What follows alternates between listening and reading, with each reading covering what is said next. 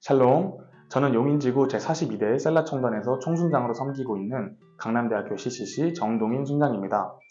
중간고사가 점점 다가오고 있는 요즘 학업과 신앙 모두 붙잡는 실력 있는 그리스도인이 되시길 소망합니다.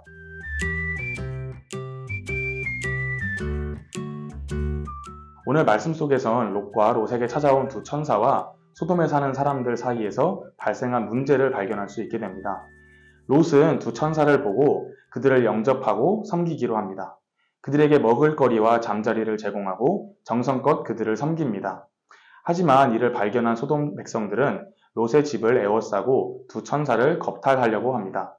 롯은 두 천사를 겁탈하려는 무리를 막기 위해 그들에게 간청하는데 그 과정 속에서 자신의 두 딸을 악한 무리에게 넘겨주겠다고까지 하는 모습을 보입니다.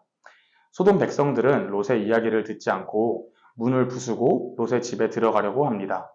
그때 소돔 백성들의 눈을 어둡게 하고 두 천사는 여호와께서 이 성을 멸하실 터이니 롯에게 속한 모든 자들과 이 성을 떠나라고 말합니다. 이 말을 들은 롯은 그의 딸들과 사위들에게 자초지종을 설명하고 떠나라고 명하지만 사위들은 롯의 이야기를 농담으로 듣게 됩니다. 동이 틀 때가 되자 천사는 롯에게 롯의 아내와 두 딸을 이끌어내라고 재촉합니다. 그럼에도 롯이 지체하자 하나님께서 롯과 롯의 아내와 딸들의 손을 잡고 인도하셔서 자비를 베푸십니다. 오늘의 말씀을 묵상하며 롯의 마음이 향하는 곳이 어디인지 집중해 보았습니다. 아브라함과 롯이 베델과 아이 사이에서 헤어지기로 하고 롯이 선택한 요단 땅은 여호와의 동산 같고 애굽 땅과 같았더라 라고 앞서 묵상했던 창세기 13장에 나옵니다. 그때도 이미 소돔 사람은 여호와 앞에 악하며 큰 죄인이라고도 나오게 됩니다. 창세기 13장 말씀에 나오는 소돔 땅을 유추해 본다면 비옥하고 풍족한 지역이지만 그 땅의 도살이는 죄악이 크다는 장단점이 있는 지역이라는 생각이 듭니다. 롯은 악한 소돔 사람들과 실랑이를 벌일 때 두 딸들을 그들에게 바친다고 하는 모습과 정확한 원인은 나오지 않았지만 아내와 두 딸들을 이끌어내는 도중 롯이 지체했다는 점을 미루어 보아 소돔 땅에 미련이 남아있는 것으로 느껴졌습니다. 죄악이 가득했던 소돔 땅이었지만 너희 눈에 좋을 대로 내 딸들에게 행하라 는 말이 결국 그들의 수단과 방법에 동화되었다는 것을 볼 수 있었고 롯이 보았던 여호와의 동산 같고 애굽 땅 같던 소돔에 미련이 남아있던 것으로 보입니다. 정성을 다해 하나님의 두 천사를 영접하고 섬긴 롯이라도 마음 한켠에 소돔, 즉 세상에 대한 미련이 남아 있었던 것 같습니다.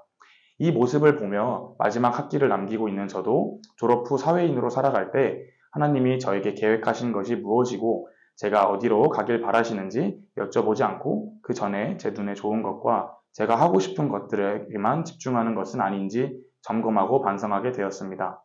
위더 센트라는 주제로 진행되었던 지난 여름 수련회 동안에도 졸업 후 주님이 저를 보내실 그곳에서 제가 성실히 순종하고 그곳이 어디든 불평과 불만보다 주님의 이름을 높이는 삶을 살아가겠다고 결단하며 기도했던 것이 기억이 납니다. 저에게 있어 안전지대였던 대학생 시절과 CCC에서 벗어나 직장인으로서 모든 면에서 독립하며 살아가다 보면 오늘 말씀에 나온 롯의 모습처럼 세상의 방식과 수단에 타협하고 동화되지 않을지 때론 두렵습니다.